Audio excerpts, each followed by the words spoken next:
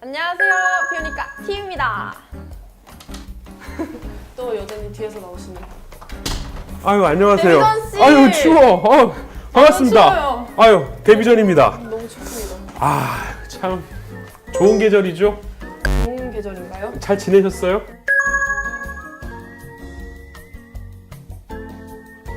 아, 저 감기 걸려가지고 완전 고생했잖아요. 아, 악수, 악수. 아, 아유, 어깨.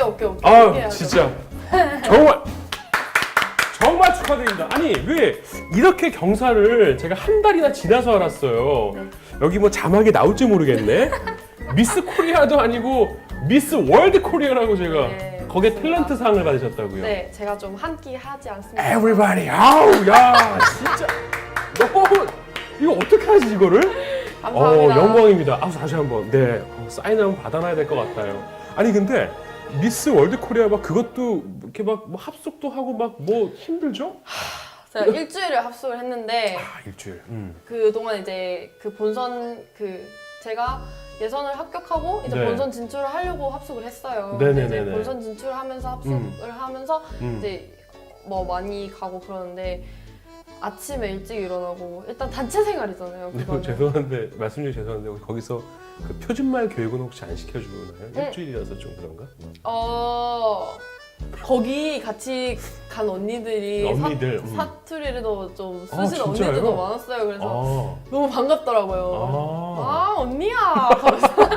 그럼 그 언니들하고도 좀 친하게 지내고 하겠네요. 언니들이 진짜 착해가지고 아, 정말 친하게 제가 막내였거든요. 아. 그래가지고 합숙 기간 동안 아침에 일찍 일어나가지고 네. 화장도 하고 어. 또 입고 추운데 얇은 패딩 걸쳐서 이제 여러 가지 많이 너무 힘들었어요. 그냥 너무 힘들었어요. 그래도 그 결과가 뭐 네. 탤런트상 이것도 사실 작은 네. 상은 아니죠. 상을 못 받으신 분들도 좀 있어요. 그래서 저는 그 상이 작든 크든 일단 저한테 주신 것만 해도 진짜 감사하고요. 아, 그렇죠. 저 춤을 춰서 탤런트 상을 받았거든요. 춤을 잘 춰요? 당연하죠. 너무 궁금한데? 특기입니다, 춤이. 그래서 이제 음.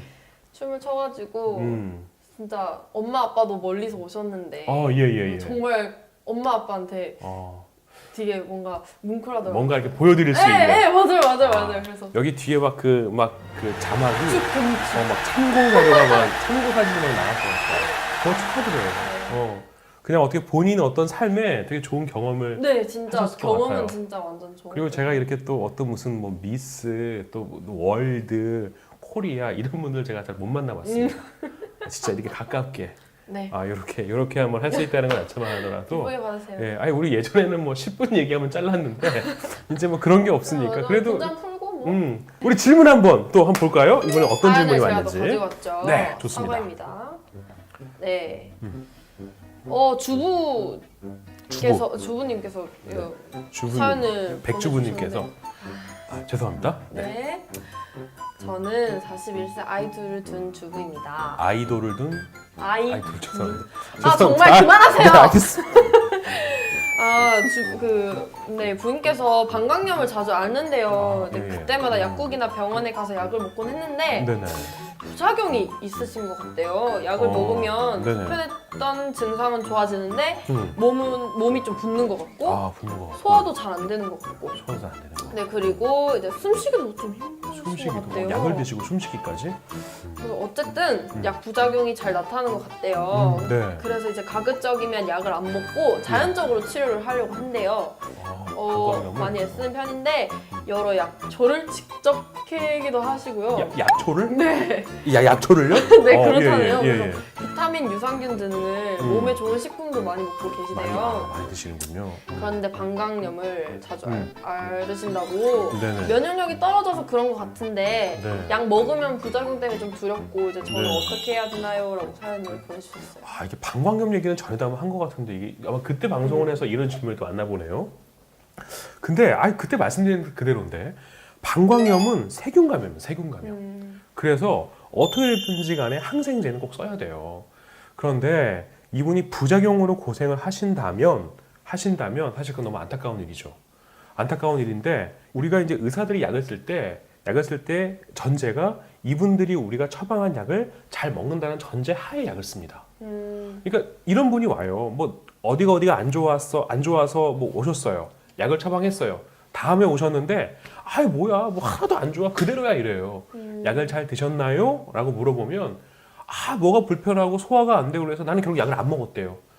약을 안 먹었으면 좋아질 리가 없어요. 근데 다른 부위가 불편하는데 약을 예. 그래도 약을 계속 먹어야 되나요? 일단은 그럴 때는 사실 그 약을 처방한 그 선생님하고 먼저 상의를 하는 게 우선일 것 같아요. 내가 임의로 약을 끊는 게 아니라 일단은 제가 이 말씀을 꼭 드리고 싶어요. 의학은요 통계예요, 통계. 통계란 말은 어떤 거라면 확실한 근거를 갖고 있는 그 근거에 바탕한 과학이라는 뜻이에요. 예를 들어서 내가 배가 아파요. 배가 아플 때 이 약을 씁니다. 그러면 이 약을 우리가 약으로서 인정하기 위해서는 여러 단계의 확인의 과정을 거칩니다. 뭐 때로는 1000명, 10,000명, 얼마나 많은 어떤 사람, 어떤 그런 걸 기준을 대상으로 여러 번 반복을 하죠. 그래서 이 약을 썼을 때 80%의 환자가 좋아진다. 그러면 이게 그 시대의 의학이 되고 근거 있는 과학이 되는 겁니다. 그러니까 반대로 80%, 90%가 좋아진다고 한다면 물론 반대쪽에 10%, 20%의 안 좋은 분들은 있을 거예요. 하지만 이거 이상 검증된 건 없는 겁니다. 많은 분들이 아까 전에 제가 무슨 뭐 약초 캐시고 막 뭐 비타민 여러 가지 말씀하시는데 사실 그것도 뭐 아직 찬반 논란이 있습니다만 이런 말씀하세요. 내가 예를 들어서 어떤 약초를 먹었어요. 뭐 그건 아닌데 뭐 산수유를 먹었다고 해봐요. 이걸 먹었더니 내가 뭐 소화가 잘 되고 장이 좋아지고 이거는 의학인가요? 아니죠. 그건 예. 좀 야매 아닌가요? 아 야매 전문 용어? 개인차. 그렇지. 개인의 체험, 그냥 경험일 뿐이에요. 이거는 우리가 의학이라고 안 합니다. 그래서 그러면 그 80%의 그 긍정적인 것들과 네네. 그러면 10%, 20% 그런 것들 어쩔 수가 없는 거예요? 어쩔 수 없는 게 아니라요. 이래요. 내가 만약에 약을 먹어요. 그런데 뜻하지 않는 부작용이 나타나요. 그러면 그때 그 담당하신 선생님하고 상의해서 약을 조정하고 조절할 수 있어요. 바꿀 수도 있다는 얘기죠. 그러니까 본인 스스로가 끊는 게 아니라 또 의사들이 약을 처방할 때에는 어떤 중요한 부작용이나 우리가 꼭 유념해야 할 상황이 있다면 반드시 설명을 할 겁니다. 그러니까 그거 이외에 아주 드물게 나타날 수 있는 부작용들이 나한테 해당된다면 그건 너무 안타깝지만 어쩔 수 없을 것 같아요. 하지만 다른 적절한 약으로 바꿔야 합니다.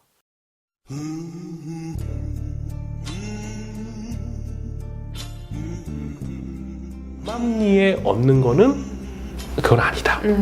아니다. 그거는 위험하다. 말씀하세요. 그러면 약국에서 네네. 그 약을 살 수 없나요? 그냥 처방전 없으면? 예, 처방전 없으면 안 돼요. 정말요? 예, 맞아요. 이 약을 쉽게 구하고 싶으니까 그게 이제 정말 그게 어떻게 보면 죽음으로 가는 지옥으로 가는 그 문이라니까. 막 여성용 흥분제만 이런 거 나오던데 그런 게 실제로 존재하긴 하나요? 피디님 아니요.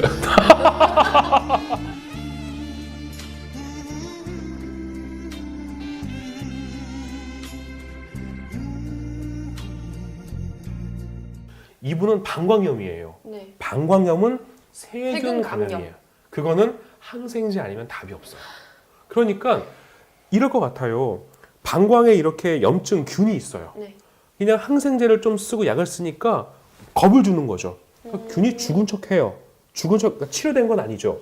죽은 건 척하고 있다가 내가 또 힘들고 스트레스 받고 그래요. 면역력이 좀 떨어져요. 그러면 또 균이 쓱 나타나는 거예요. 그냥 계속 균이 재발하는 거예요. 치료가 되는 게 아니라. 근데 그러면 그게 뭐 비타민 먹는다고 낫습니까? 무슨 뭐 약초를 뭐 진짜 뭐 어디 뭐 한라산 금강산 가서 캐봐도 되겠습니까? 안 될 거예요. 그분한테는 너무 죄송스러운 얘기지만 약을 원래 처방했던 선생님을 만나시고 내가 이런 부작용이 있으니 얘기를 하시고 자기한테 특별히 부작용 없는 약으로 교체 그리고 또 하나 그분이 진짜 부작용이 있을 수도 있고요. 아니면 내가 약을 먹는 거에 대한 막연한 공포감, 그러니까 약에서 얻는 이득보다는 약이 줄 부작용 때문에 약을 안 드시는 분도 많으시거든요. 그런 과도한 공포감을 갖고 계실 건 아닌지를 확인하는 것도 필요할 것 같아요. 그럼 만약에 어디가 아프다. 네네네. 그럼 약을 처방해 주시잖아요. 네네네네. 그럼 그 어디가 아픈 거에 대해서 약이 엄청 많나요? 만약에 배가 아프다. 그렇죠. 그러면 죄송합니다. 그렇죠. 예를 들어 배가 아파요. 네. 종류는 많죠. 여러 종류가 있지만 그 종류 중에 나한테 맞는 약을 찾아가는 거예요. 성분이 다 다르. 그렇죠. 그러니까 어떤 거는 뭐 무슨 뭐 아세트아메이노펜이라고 있는 것도 있고 무슨 뭐 브루펜이라는 계열도 있고 무슨 뭐 탈미플로레 좀 힘들죠? 네. 그러니까 여러 종류의 약들이 있어요. 그러니까 소화제도 그냥 단순한 소화제가 아니에요. 어떤 거는 무슨 뭐 위를 보호한다, 어떤 거는 뭐 장을 뭐 어떻게 한다, 종류가 다 달라서 예 나한테 맞는 약을 찾아가는 것도 어떻게 보면 치료의 과정이에요.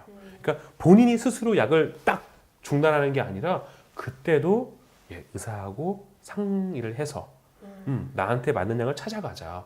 부작용이 있다면 선생님하고 상의하세요. 상의하고 예. 약을 바꾸든가 그렇죠. 조절하든가. 그렇죠. 그게 결론인 거. 결론입니다. 네. 예, 의사들이 약을 처방할 때는 이유가 있다.